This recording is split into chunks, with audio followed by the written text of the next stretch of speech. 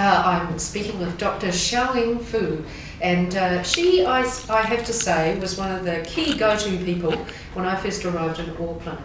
But thank you, Mai. Well, not at all, not at all. So, Xiaoying, tell us about your background and about what you do. Actually, I've been in New Zealand for 20 years. 20 years? Yeah, it's a long time. But actually, before I came to New Zealand, I was in UK, did my PhD and a postdoctoral research at Southampton University for 6 years. Goodness. So actually, I spent most of my adult life outside of China. I originally came from China. So I worked for IBM because my background was on IT side. So I worked for IBM, I worked for banks in the financial institute, and I also worked for local government, Auckland tourism events and economic development. Now I work for myself as a business consultant. Yeah. Excellent. So talk to me about being a Chinese woman in New Zealand, and particularly in Auckland. How have you found it living in Auckland? Tamaki Makaurau, the place desired by many. Actually, I really enjoyed living in Auckland, right? Yes. You and I both lived in Wellington before. Yes. Now we moved to Auckland, and the first thing is really the diversity. Yes. I think I've been living in Auckland for nearly 10 years now. Even over the 10 years, I saw the changes. When I first moved, it wasn't, like now. And what I really like Auckland, particularly what I found out is after the Rugby World Cup, I really felt, we are all united. We having such a wonderful time. It's everyone. I do remember I went to the club. Doesn't matter which color you are. We are so proud of. All black. I waited for a long time to catch the bus, coming to the city. That is what I realized. Actually. So why is it unique? Why do you think Auckland is unique? I think, it's as I said, it's not the different ethnic groups, right? And also, I think it's also Auckland have very good environment. You have the urban and rural, and also in general, I think people are very embrace for different backgrounds. And I think it's and also it's quite easy to do business. But I hope it can be a place can do successful business instead of just the easy to do business. So of course the journey I think as a Chinese woman is probably quite different than for other people. How have you found the journey? I mean, you've been working hard to get on boards, and you're a sought after consultant. A lot of New Zealand businesses trying to do business in China. A lot of Chinese businesses trying to do business in New Zealand. So you're very sought after, but it is still quite a challenge sometimes. You're right. I think let's say as a Chinese from mainland China, right? I do personally felt sometimes I don't understand why the media always pick up something about the Chinese. You mean negative things. There are lots of Chinese come over here, have been done lots of things very good, for the community. But they want to report Bill Lu. Yeah, that's right. Yeah. Understood. And that is something, and sometimes I can understand the media, pick it up. It's because they need to attract the eyeballs. But I'm really surprised why some of the politicians and what's the message is sending, to the community. And that is really, I personally felt as a migrants from mainland China, even though I've spent my majority of my adult life outside of China, I do thought since there is an unseen barrier, it's and trust sometimes. It's not trustworthy, that type of feeling. And it's because you look different. I look different, right? And I don't know whether I guess I just because it's an interview and I just want to be a little bit probably open, honest. Why Donald Trump being elected? Lots of people didn't say they would vote, right? So sometimes I felt there is in that community someone wouldn't say that because of you are Chinese on the table, but underneath, I do felt someone probably having a little bit unseen that barrier, right? And also, you're right. I've been trying to be on the board and a major board, right? So far hasn't been successful. I think one of the challenge for me is really I came from mainland China and grown up in a different system, right? Even though I've been here a long time.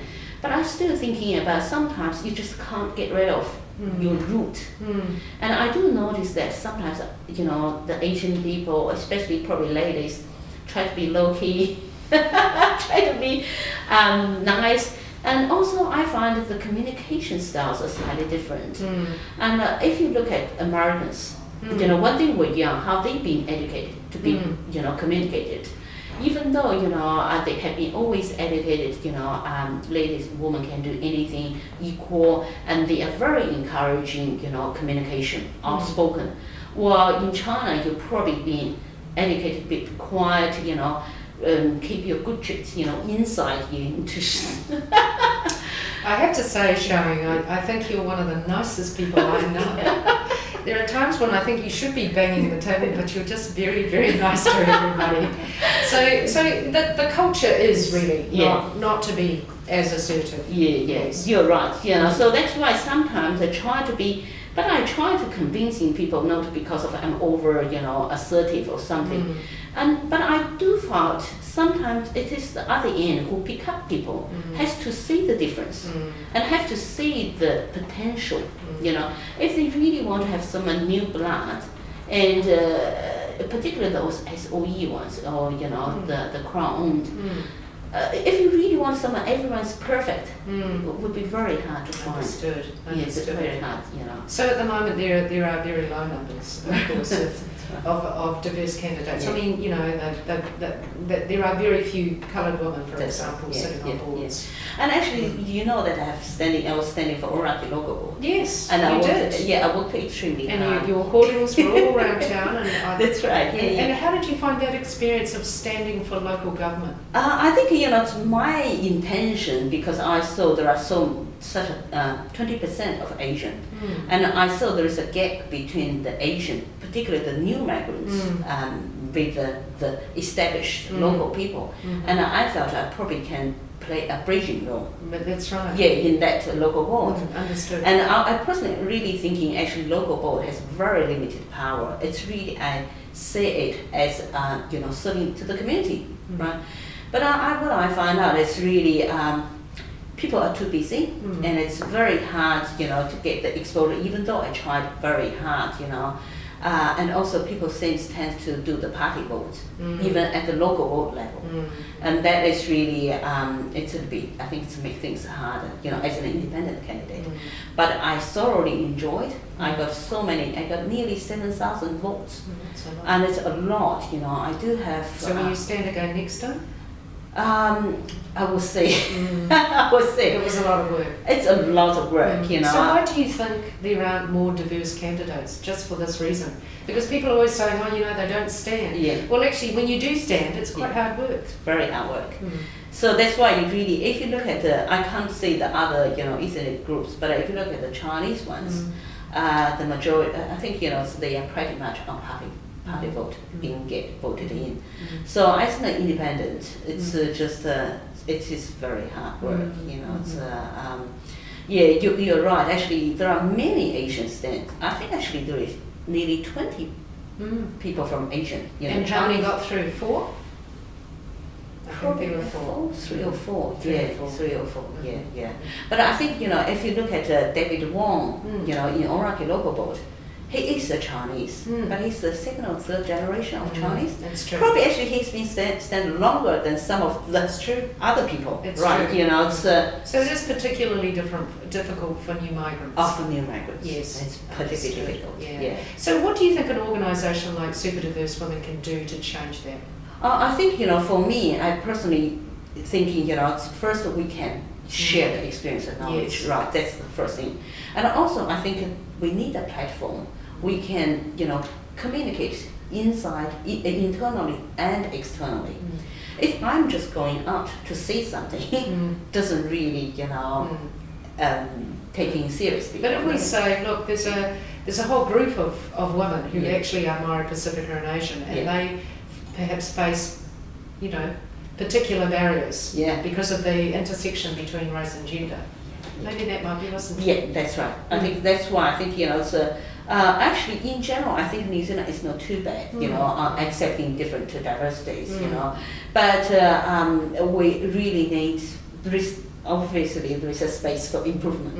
Understood. So in terms of gender and race, I mean, which one do you find more difficult, really? I'd probably say race. For me, it's the race. I think you'll find that that's the case for almost everybody. Really? Okay. It's tough to be Chinese. Tough to be a Chinese. You're probably let me think. Is it tough? It's a challenge. Yeah, it's very interesting. Is it the stereotyping? Is it what is it? I really don't know. Really. They just presume. I think it's actually particularly from mainland China. Yeah. I think she's so well educated. Yeah, and you've got such great experience. Xiaoying worked at the ANZ Bank. She's worked at EIT. Yeah. And also pioneer on the relationship, particularly on the business trade and investment. Between New Zealand and China. But I have to say, that's why I like this group. Is that we are leaders. Leaders are different from just normal people. Analysts. Let's say that, right?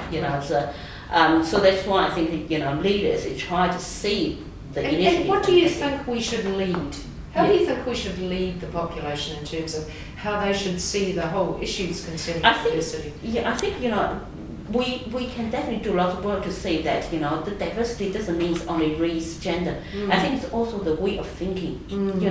If you look at when the British first arrived, do we have any dairy industry? No. Right? They came over here, they saw the beautiful land, and they saw the opportunity. Because my background was mainly on business, so I'm from business point of view. And that is why you see a lot of the other people coming to this country. They saw, based on their background, they saw the business, they saw the opportunities. So actually, so I think we can really say, advocate those people coming over here. It's bring over the diversity of the society, and also from the business point of view, they see different views, and they can create probably more opportunities for New Zealand, particularly for probably Auckland here. What I really want is we need to see here is the place you are solely judged by your capability. Yes, right. And that is why people want. People with the talented people, they don't have to worry about other things. They come over here, they say that this is the only things I want to do. I want to be, excellent. I want to succeed, and that will make us to be great. That is what I think. That is what we can play. So the key role is just to remind everybody that what matters is merit. Yes, that's right. Colour of skin, it's not the gender. Not the gender. Yeah. That's right. I don't think that's a new idea. No. But I think it's an important. Important. It's important. It's just to create that. What is the mindset?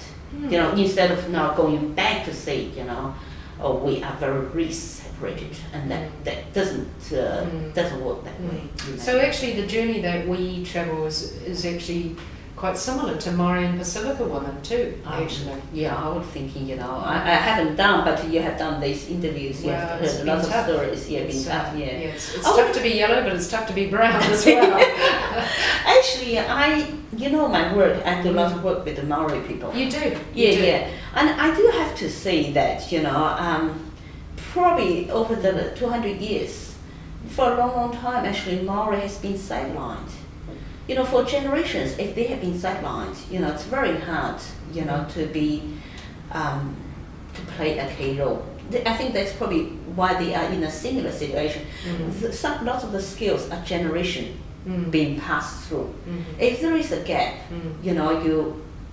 it's very hard to pass. And this new generation has to build up that skill sets, that platform they can pass to the. So that's why I think you will see Maori people are very good at fishing. Yes. Because that is their fundamental skill sets. Well, actually, they used to be good at fishing. They're not as good now. They got quota, and then they kind of hired other people to fish. And that's an issue, but I know what you mean. Yeah, so that is what I said, us, we are a bit more experienced, established. We need to create a society which is for our younger generation. They're in a much better environment. They can strive, doesn't matter regardless, which race they come from. Understood. Thank you. Excellent. Well, thank you very much. Thank you.